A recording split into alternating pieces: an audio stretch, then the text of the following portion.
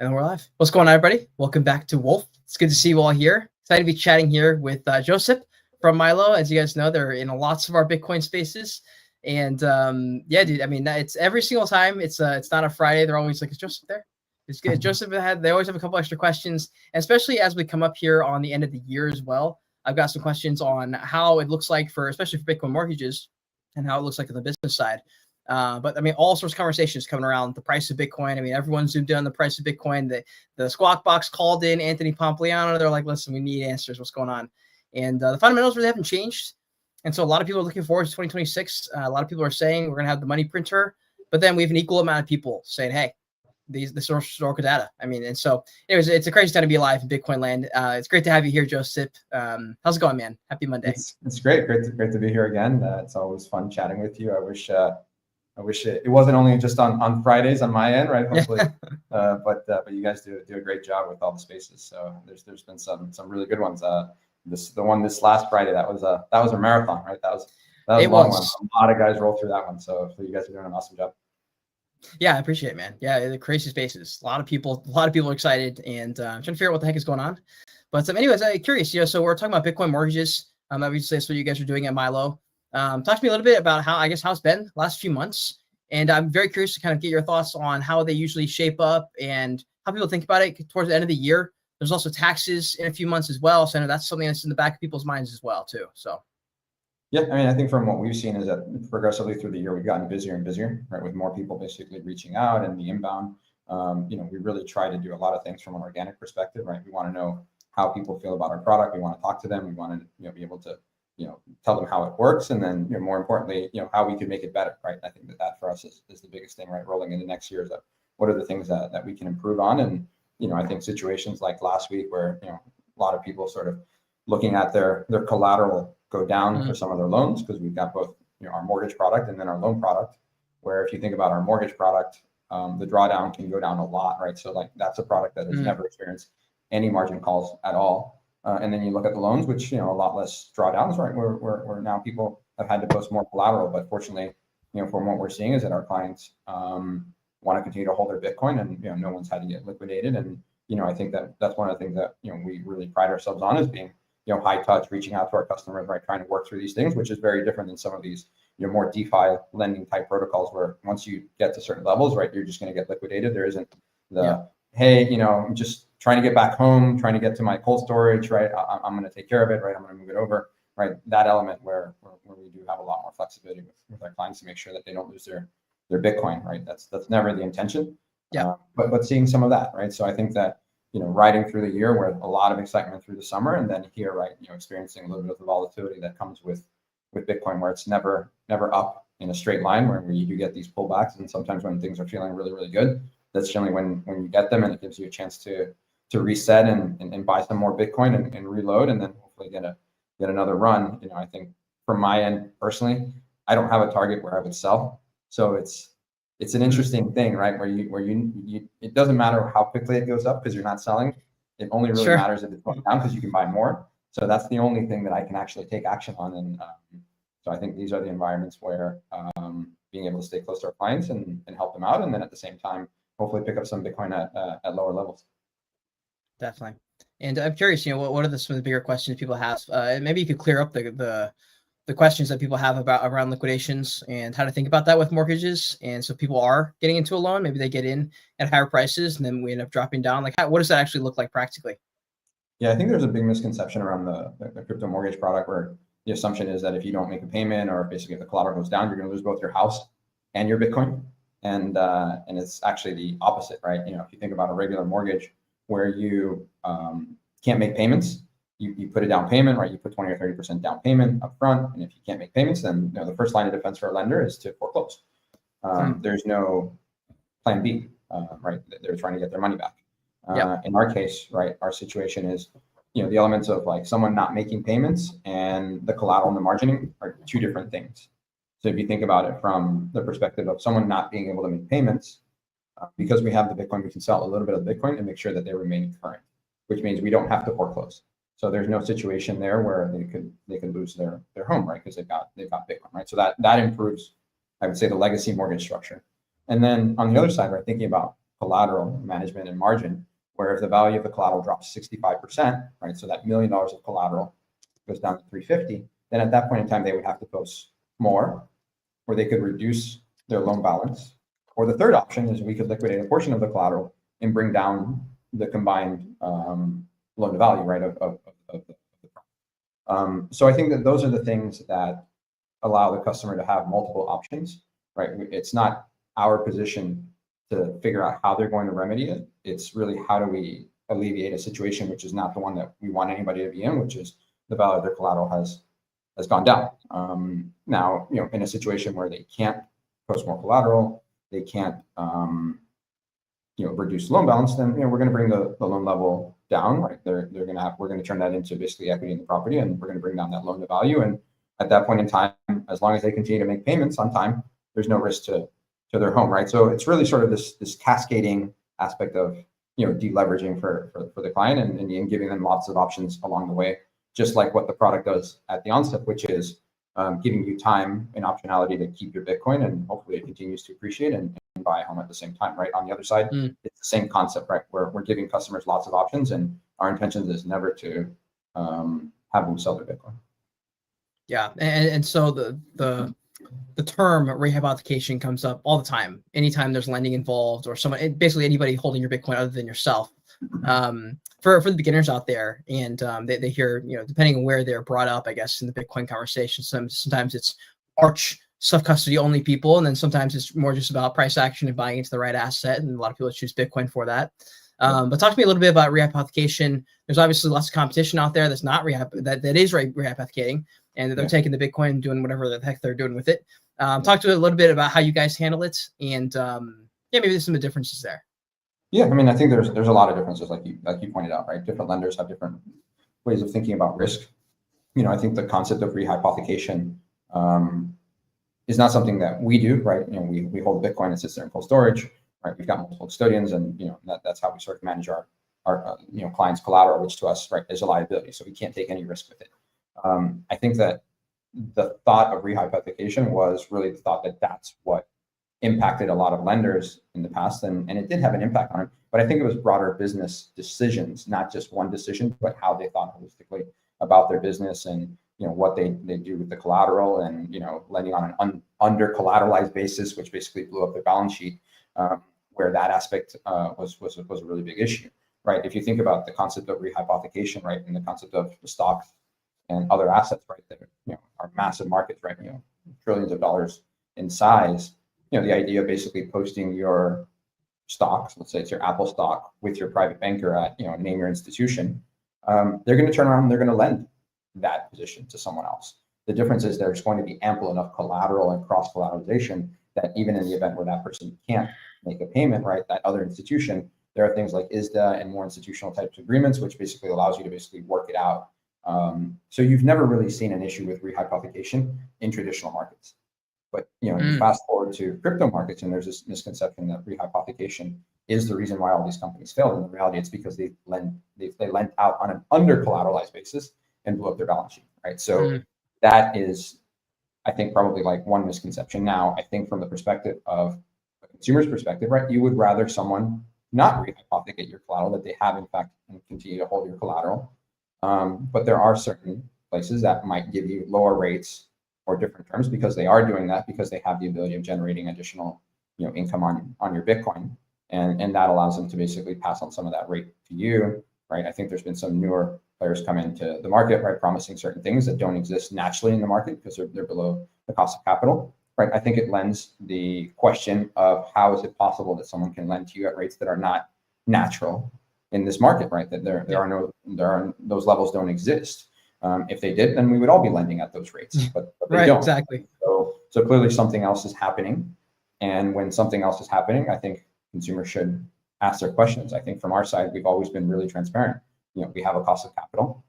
We charge at a higher rate, and that allows us to stay in business and pay our people and pay our team and make sure that we're around for the long run. I think that's very, very clear. And I think that most people understand that we have to generate some revenue for us to be able to offer our product and services and continue to improve it. Right? I think that's a reasonable request.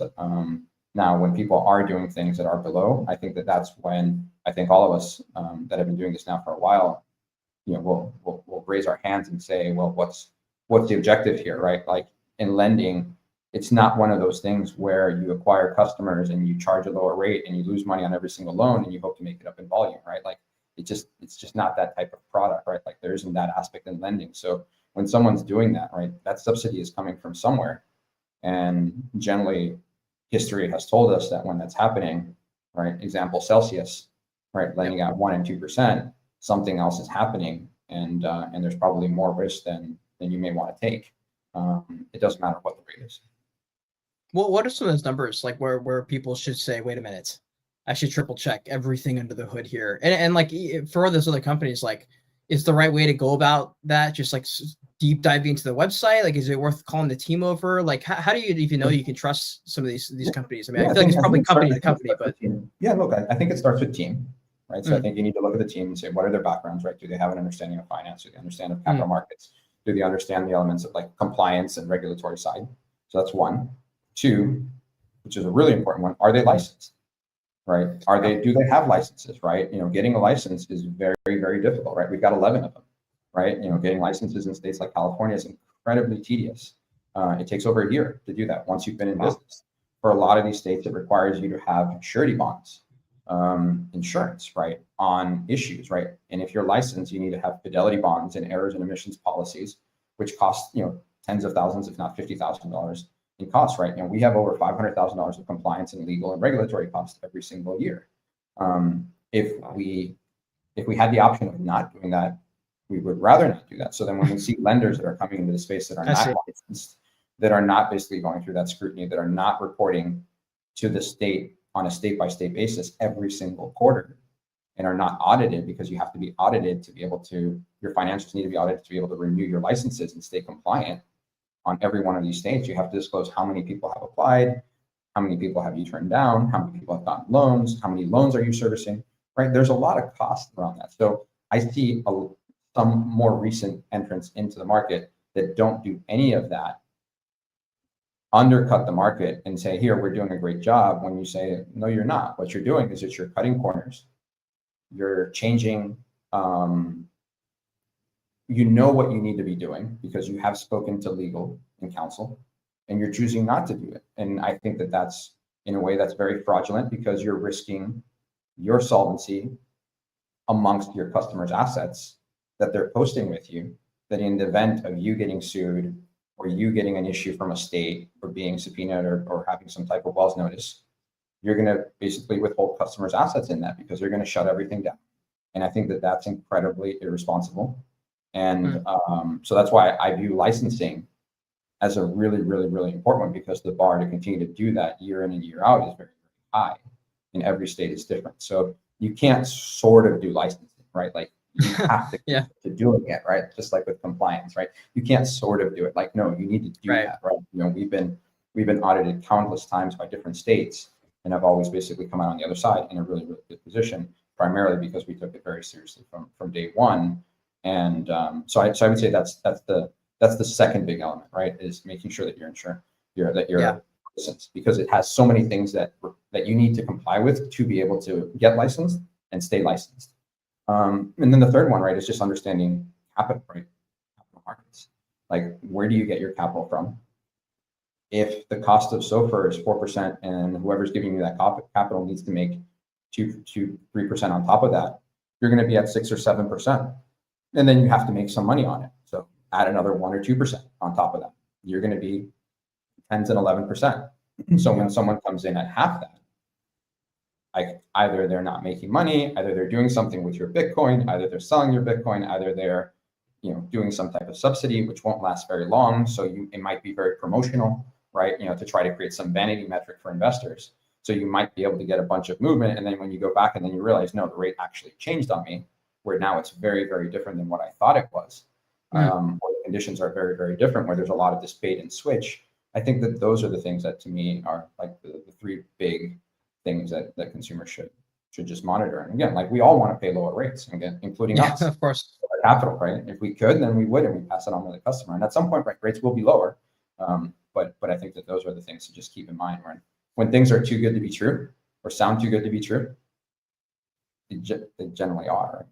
Yeah, no, that 1,000%. Yeah, I mean, you mentioned the team and the experience as well that you guys bring. Talk to me a little bit about how you ended up in the Bitcoin world in this. There's many different ways, probably some DeFi ways and some interesting ways you can move around that maybe potentially makes you more money in your pockets. Yeah. But you chose this route. Yeah. Yeah, I mean, for me, it was really sort of, stepping into sort of Bitcoin and buying, Bitcoin through the different exchanges in 2016. And, spending some time with the ICOs and understanding sort of like how that part of the space was evolving, right, with, capital formation, which was really, really interesting. I was still at Morgan Stanley at the time, so I thought that was going to be really, it was fascinating to see how much capital was coming into the space and how it could potentially change the way that people thought about building businesses.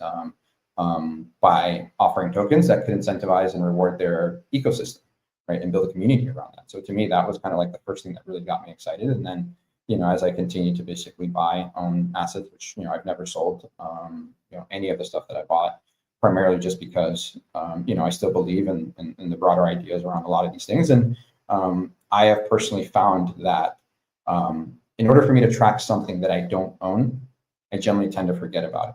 But even if I buy a little bit of it, it stays on my radar because I know that I own it. So I'm vested in it. I may not be incredibly vested in it, but enough where I continue to track it and want to learn more about it and stays on my radar. So I think that was the reason why I did that with a lot of things in 2016, and then evolving to eventually say, I think that the things that I've learned in my career about capital markets and working at large institutions and dealing with compliance and the regulatory side. That we could actually put it all together and build a product like the crypto mortgage offering, and that we had unique insights and something that probably very few teams on the planet had all the ingredients to be able to do that. And then, fast forward today, right, saying, we've done almost 100 million of these transactions, and saying, like, we feel like we're just starting to scratch the surface. We've done it with both of our hands tied behind our backs. We've done it in 03 and 04, which was incredibly challenging, where we haven't been able to be as well capitalized as we wanted to, right, in spite of raising $24 million in venture capital, but not feeling like we've been playing with a full deck of cards. And then now, hopefully turning the page and saying, I think 2026 is going to be one of those years where hopefully we can pull it all together, momentum from 25, and then really being able to help a lot more people with the offer. Yeah, no, I love that. And I'd love to hear, so I think when we talk about like Bitcoin lending and Bitcoin mortgages, I'd say like a fair amount of people haven't done it. And so talk to me a little bit about the success stories that you've seen and heard from you guys, I'm sure others as well, but then also like practically speaking, like what have you found been the most either effective ways people have been able to do it and capitalize and really, have a win for themselves and never have to sell their Bitcoin? That's the biggest one for me. I mean, I totally understand wanting to self-custody, but at some point, like you got to buy things. And especially if you're Bitcoin only, like you got to sell or you got to figure out another way. Or you got to just hold cash on the side, in which case you're missing out on all the upside. There's no possible upside when you have cash. And so for me, I'm not really carrying too much cash on any given point. I'd rather be holding the Bitcoin. And so talk to me a little bit about some of those stories. Yeah, I mean, definitely the self-custody aspect, right? If you're not leveraging your Bitcoin, it makes perfect sense, right, to do that, right? That's the whole point, right? Is that basically you don't need an intermediary institution to basically hold your Bitcoin, right? You can hold it yourself and you can manage it yourself. I think that once you step out and you say, okay, I'm actually trying to get someone to give me something in return, right? In this case, extend credit. There's probably going to have to be some give and take, right? With that, if you're lending to someone, in this case, right, a loan, right, a loan product, a Bitcoin loan, that person is not really doing any extensive underwrite on you, right? It's a secured loan.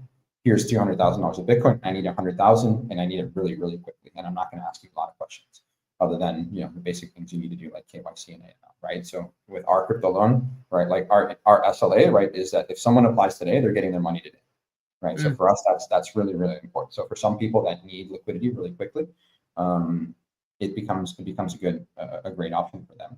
Now, of course, it comes with margining and other things like that are the trade-offs of having that. But nonetheless, right, I think it works for a lot of people.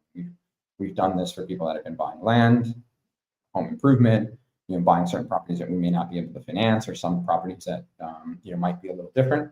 And we've seen those clients basically leverage the crypto loan product for that, and it's been a fantastic solution for them because they're able to access capital, not a lot of questions, and they can move on with their life, right, and get it done. I think that part of When products don't exist and someone wants to get something done, then it's a frustration. But when a product exists, then it's a function of, okay, can this product be fundamentally better? Right? So if you think about the crypto loan, right, it's been around for 9 years. It really hasn't evolved much, primarily because it's still going to require you to post more collateral than the dollars that you're going to receive, right? That's the fundamental premise of it. And everybody who's done it the opposite by lending more dollars than collateral posted is no longer around. So that tells you something, right? That's a fundamental tenet to that product. Now, how can you improve it? Well, you can improve it with the terms, you can improve it with the rates, you can improve it with how you think about the collateral, how do you think about maybe sort of protecting some of the collateral. Is it more of a line product versus a loan product, right? All of these things that basically allow you to maybe innovate around the structure.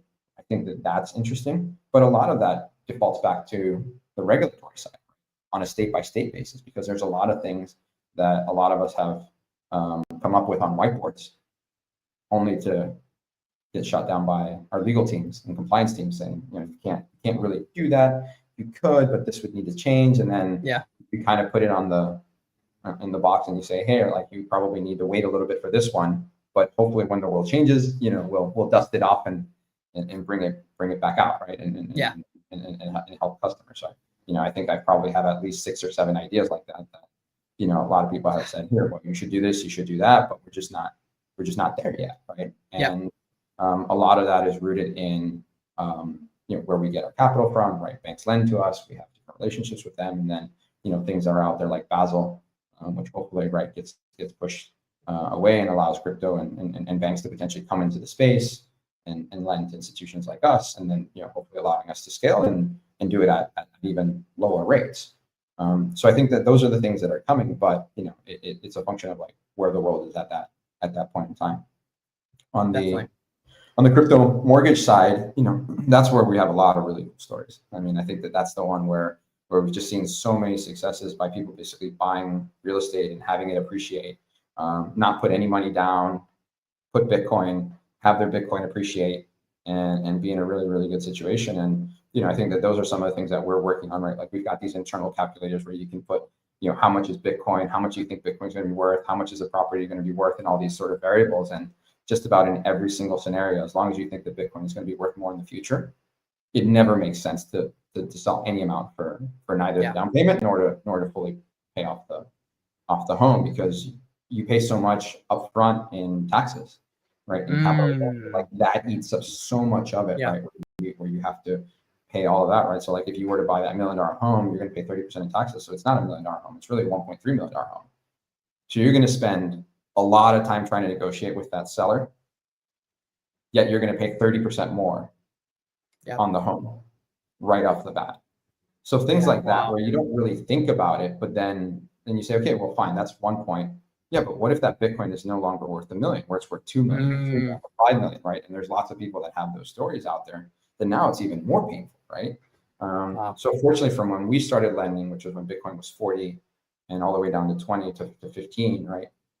Everyone has done really, really well. And even now we look at our loan book on the crypto mortgage side, and no one is even remotely close to being at risk from a margin call perspective. Like we'd have to get to levels that I think every one of us would be buying hand over fist and probably selling some kidneys, right? If we got there, right? No, 100%. And I'm curious, you'd mentioned some of the ideas you had jotted down, and you were like, not yet kind of thing. So we've had quite a bit of pro crypto stuff just happen like the last year. So I'm curious what kind of regulatory measures, things you've seen. Obviously, there was a lot in the real estate markets. Grant Cardone has jumped in plenty of our spaces and talked to you. And we brought up Milo before in all those spaces as well. Talk to me about what you've seen thus far that you've been like awesome, as well as things that you're like, not so awesome, and / things you'd like to see more of over the next few years. Yeah, I mean, I think there's been a lot of talk about combining, traditional assets with Bitcoin, right, to be able to change the return profile in the future, right? I think Grant's done a good job by basically bringing in real estate, which has real cash flow, where he can continuously buy Bitcoin without necessarily having to dilute the structure. Naturally, there is an opportunity cost because it's income that you're not receiving today that you're to buy Bitcoin in the future. But I think it's a great way of getting people that are not necessarily maxis to look at it from a from an investment perspective and get comfortable with the idea of Bitcoin. And I've got to imagine that just by those people being LPs in his fund, probably a lot of them have gone out and bought Bitcoin directionally as well. Probably. Not just through that, right? So I think that he is getting more people into Bitcoin because of his product and getting people to think about what they could possibly do. So I would say, the things that I'd like to see more of is more of those hybrid products, right? Like in our case, right? It's a dual collateralized mortgage, right? That concept didn't exist prior to us inventing it. So I think that part of getting more products that are traditional nature wrapped with Bitcoin, changing the return profile, changing the downside profile as well, right? From a risk perspective, and then hopefully getting more people comfortable with that idea, right? I think these ideas of, Bitcoin structured products, I think is exciting. But requires a deep understanding of compliance and the regulatory stuff and what you can and can't do. You can't just say it, right? You actually have to be able to back it up. And I think that that's probably the part where I've seen a lot of people say things that they're going to do, but how many people have actually built things that people can actually use day in and day out? There's not that many of them, right? So I think that that's the part where I'd like more people to deliver value as opposed to talking about it. Yeah, no, that's a great point.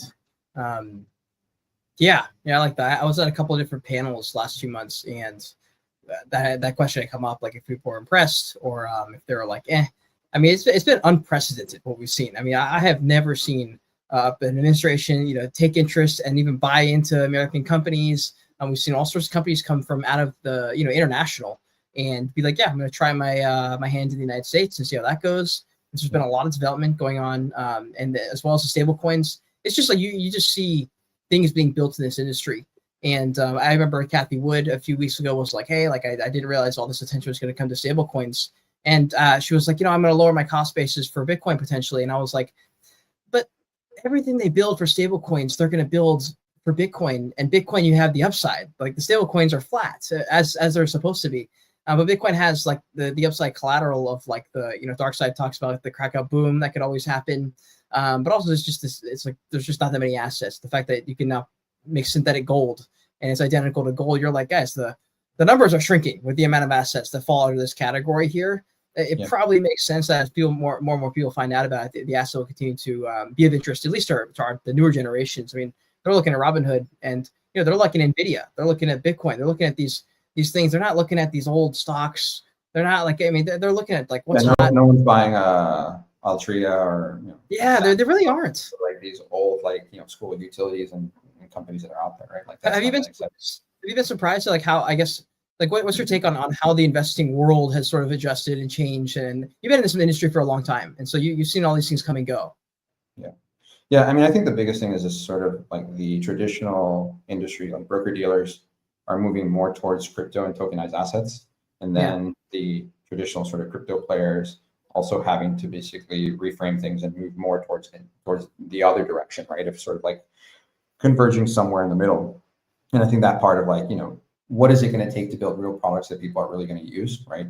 Things like, securitize, basically trying to bring things on chain, but you have to do it in a regulated, compliant way, because that's the only way you're going to get the institutions, right? The legality of basically real world assets. Do you actually have real ownership if you have a token, or is it merely just basically a representation of something where you now still need to basically litigate in the traditional court systems? So I think all of these are the things that I think are starting to converge where we're having conversations. I think we're starting to get to the place of like, let's really have the real conversations. Like, what is it going to take for this to happen? Where in the past, it was very much the traditional legacy financial institutions saying, no, we're not going to do this. This is bad. This is no good, right? Like, let's fight against this because it's an attack on their business models, right? That have been around for hundreds of years, right? So they don't necessarily want the new players coming in to ruin it. And then I think that the traditional sort of crypto guys, I think a lot of them were building things that they thought needed solutions for, but they didn't really understand that those solutions already existed out there. And the scale and the volume, right? When you talk about payments, and then you say, well, like how much does MasterCard move on a given day, right? Or even JP Morgan or even Visa, right? Like these numbers are massive, they're insane, right? And they've only started to get eclipsed this year. But a lot of people saying, no, the old way doesn't work. And it's very hard to say, no, it doesn't work, right? You would just like the system to be better. And I think that that has fundamentally been the problem, is that everybody has always basically battled for efficiency and making things, 3 to 5% better, as opposed to 3 to 5 times better. And I think that that part is really now starting to converge, where people are starting to ask these questions. Well, what is it going to take to really tokenize all these assets, right? Robinhood pushing to try to get OpenAI, and then OpenAI coming and saying, no, well, you can't actually do that. Right? You can't pass on the private company shares, right, to shareholders, because you just tokenized it. Like, you tokenized an LLC interest in it, which is fine, but you have to say that, right? And that's okay, right? But the reason why we're having these conversations is because people are trying things, right? So we can't also say things have to be perfect on the first go round, right? People have to try, many will fail, and few ideas will bubble up to the top, and those ideas are the ones that are going to change the world. So I think that we're hopefully getting into that part where a lot of this ideation is allowed, where people are not scared about regulation, and they're willing to basically pick their spots, but say, yeah, like we should probably try different models. And I think that, these different organizations, I've become more vocal around saying we need to have sandboxes, right? We need to have these areas in different industries where people can try things without having to be concerned that the regulatory element is going to restrict them from being able to even get off the ground, right? So in mortgage, right, can you think about things a little bit differently, where you're not just shut down by basically, a lot of the regulation that came out of the financial crisis, where now you can't even innovate, where now you're just saying, well, if I try to go right, I can't. If I try to go left, I can't. Well, like, where can I innovate? And everybody's like, well, we need to solve for affordability, yet you really can't go anywhere. And then now it's going to take something like, a loosening of the CFPB and other things to actually get there. Well, that's going to take a long time. Why don't we carve out a little space and say, look, these are the, like, our best 5 ideas. Let's try to find the companies that are doing something in and around this space. Let's give them rope. Let's see if consumers want that. Let's see if it gets any traction. Let's see if it gets adoption. And then if it does, then let's go back and make it broadly applicable to a lot of different areas around the country, because now we know it actually works. But if you can't actually even get to something to know that it works, then we're all just spinning our wheels here saying we can't do something when we could have done something, and all we needed was just a little space to try to make things better. And I think that that goes for every single industry. And I think, I'd love to see this concept of sandboxes across different industries to allow people to innovate. That's a great point, actually. I've heard so many people say the same thing. They're like, there's no ability to play and mess around. You're just gonna get like shot down if you try it. And then there are victims, and then you've got to deal with all these consequences and all these things that pop up. That is very interesting. Speaking of some of that innovation, what are some things? And by the way, for people who are watching back at home, 2 things actually. Be sure you're following MILO right above us. Just they're tagged right above. Be sure you're following them. They co-host a lot of our market talk or Bitcoin spaces, like basically all the time. And he comes through usually on Fridays, and he'll jump in the conversation. And then also, if you want to check out some of the Bitcoin mortgages and you're interested, use code Wolf500. The link is pinned, or is pinned. The link is down below the stream. And if you click that, you can pull it up. You can kind of follow along a little bit and see what kind of options there are. There's probably something there, at the very least, something to learn. So what are some things you guys are either working on? Or are you more doubling down on what you have now? Where is kind of your focus for the next few months here? Yeah, I mean, for us, it's really looking at, who are the consumers we've worked with, who are the ones that we haven't worked with, and more importantly, what are the things they want and need, and will probably need in the coming year.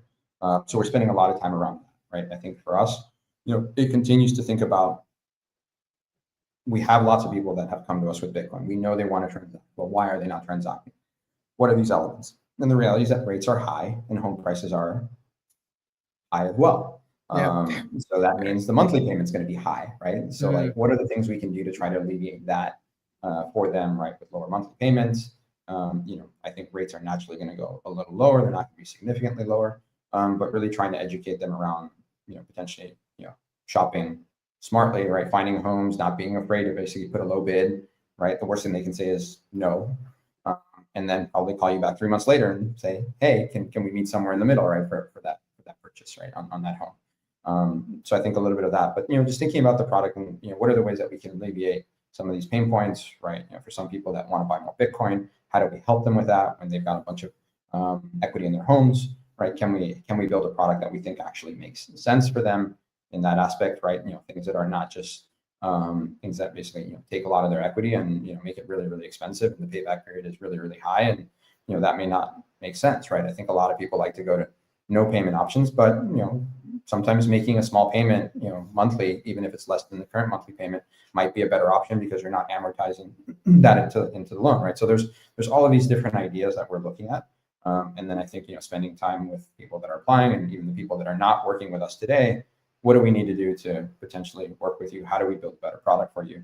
And then understanding that the world is constantly changing, right? When we created the product, interest rates were 3%, and our first crypto mortgage was in the 4% range, right? I think it was like high fours, right? Today it's somewhere in the 8 to 9% range, right? Rates are higher.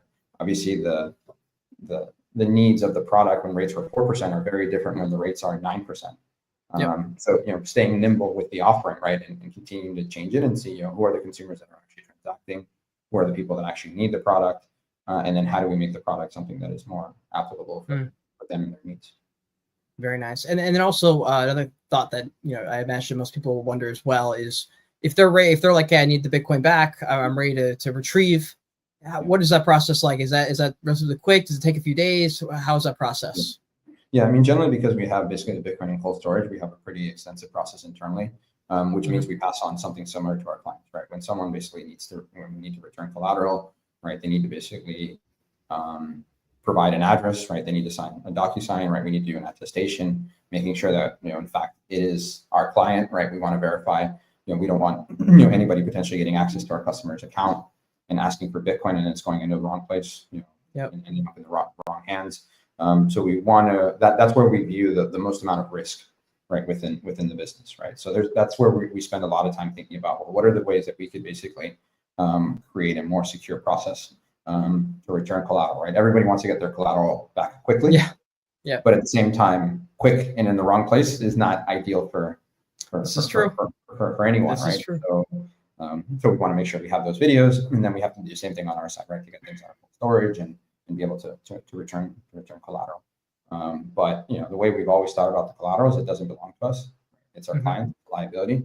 And then if they want it back, if they pay off the loan, right? If we've got too much collateral, then we want them to have it, right? I think one of the things that people don't realize is that we pay custodian fees, right? We pay a lot of money to these providers to keep this Bitcoin safe, right? Segregated in cold storage. So for us, right, those are fees that we don't necessarily pass on to the customer directly, right? It's implied, right, in our interest rate because it's margin that we don't make, right, that we have to cover. So we absorb all that cost. When we have to have a long process where we have to do video and all these other things and build a lot of technology to do this, right? That's just cost that basically is embedded in our product. But over time, I think that makes it more secure, and those are the things that I think should make clients more comfortable working with a company like MILO, and the other ones that do something similar, right, where they do things in the right way. And I think that's a big deal. Yeah, I love that. And also, maybe I've asked this question, but I feel like I either haven't or I haven't in a long time. But where did the name MILO come from? Yeah, so it was a play on the term my loan. I see. So yes, it was a play on that, and then our owl was one of those animals that I've seen. And then when I was thinking about starting the company, I had a little baby owl that basically was on my back door on my porch, and I saw it there. And I was like, all right, this has got to be it. This is our mascot, right? And then it's gone through a couple design variations over the years, but yeah, always stay true to the owl. Wow. Okay. Well, I'm glad I asked that. I don't know if I've ever asked that question. I come to think of it. But wow, very cool. Joseph, it's been a great conversation. Is there any last things that people should know about for MILO, or things they should look out for on the website, or promotions coming up? Like I know not everyone is able to, of course, but like like it's like coupon season, holiday season kind of thing, and there's deals sometimes. Is there anything like that coming up? Yeah, I think we're definitely going to try to do something promotional here for people. I think that when Bitcoin prices are lower, for some people it might make sense to take out some of these crypto loans at these lower levels. So I think we're gonna explore that. The way we think about this is that we want people to reach out to us. We want to talk to people. We want to get insights. We want to build a better product, and we also recognize that even if the rates were zero for a client, that it has to be the right time for them to decide to borrow. So I think we're trying to think about promotions that are along the lines of that. of like saying, if I tell you here, do a promotion like by next week, but if it's not the right time for you, then it doesn't make that much sense. But can we do a promotion that actually makes sense, right? So if you do reach out to us within the next week and we have a conversation, then when you come back around, right, 2 months later, right, you got your spot in line, right? There so I we think go. those are the things that we want to try to basically roll out, because we think that that's more important, right? We don't want to push someone in to get a loan that doesn't make sense for them, right, when it's the right time. Okay, that's very well put. It was when I had first started getting into, not that I have like a massive watch collection or anything, but I realized after like buying one, I was like, oh, you know what? It's about building a relationship with this jeweler, with this watch, this watch brand, or this, whoever it is at the store. I was like, if they know me a little bit, they know how I am, they know which kind of watches I'm interested in. They're not here to like push me to buy one watch one time. Like they prefer to keep me as a resource to bring other people in, as well as, I might be looking to buy a big old watch one day. And they want to make sure that I have like a good relationship with them and not just getting screwed on the first time. I love that answer, actually. That's honest, phenomenal. Very cool. Very cool. I mean, I think we have to be around, right, for the long run. And the only way we can do that, right, is if you do the right things, you make the right decisions, you don't take, risks that you're not supposed to take. You're transparent, right? You tell people how you think about risk. And then, you hopefully build a relationship. And, we think with a lot of our clients, right, they're already on their second, third, fourth loan. Yeah. But we couldn't have gotten there if they didn't reach out to us and ask the questions, right, from the beginning to get to know us. So I think that's a natural part of the journey, especially thinking that, Bitcoin, for so many of us, right, is the most important asset that we will ever own. It's very hard to transfer that to someone else for something, right? So you really have to know that person. So that's why I encourage people to reach out to us, right? Read our articles, listen to podcasts and the spaces, ones that we always hold with you, so that they can understand how we think about this, because it's not something that we're trying to be here and move fast and break things, right? That's not our philosophy. Definitely. Well, listen, this is a great conversation, as it always is. And for everyone who wants to check in and see what you guys are building and to get connected, definitely be sure to follow right above our faces. You can click Milo's accounts and give him a follow. And then if you check out the website, the link is right below the stream. Just click out and click that link. It'll pull it right back up. If you are ready to move forward with one, be sure to use code WOLF500. And otherwise, just tune in, like you were saying, tune into more spaces and streams. They're literally happening all over the place, not just here on Wolf. And all sorts of accounts are putting out great content out there. It's just learn the asset, know what you're buying, especially with price volatility like this. You're not going to be able to stomach it. Like I had all sorts of random things in my wallets, 6 months ago. And with the volatility, I was like, you know what? I'm not sure I'd hold this thing down. Like, and if that's not the case, why would I even hold this in my long-term bag here? And so I think it's like a great time to be like, okay, hold on. If that freaks me out, it's like, what do I own here? Do I understand this asset? If I was to bring down the price 40%, would I be still happy? If it went up 40%, would I be rushing to get out? It's like, where is my mindset here? And so, listen, it's been a great conversation. Any final thoughts before we sign off? No, I think this was awesome. I enjoyed this a lot, and look forward to the next one. Yeah, me as well. All right, everyone back at home, please do repost the stream if you enjoyed it. Have an amazing rest of your day. If we don't see you next in the next couple of days on Spaces, have an amazing Thanksgiving, and we'll catch you guys all in the next one.